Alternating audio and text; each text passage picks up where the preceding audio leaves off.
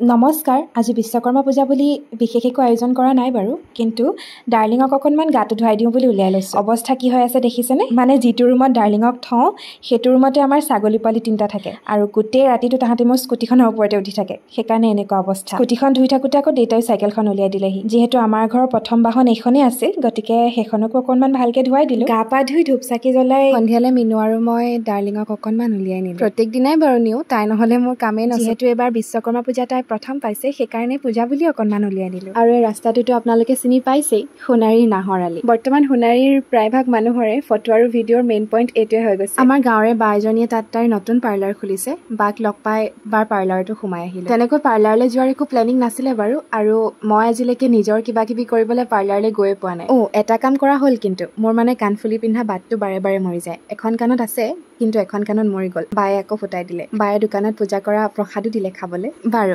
parlour পৰা ওলাই direct ঘৰলৈ বাৰু আহিমনে ফটো নমৰাকৈ বাৰু কেনেকৈ পাৰ হৈ আহোঁ আমিও ফটো ভিডিঅ' অলপ তুলি ল'লোঁ তাৰপাছত ঘৰলৈ আহিয়ে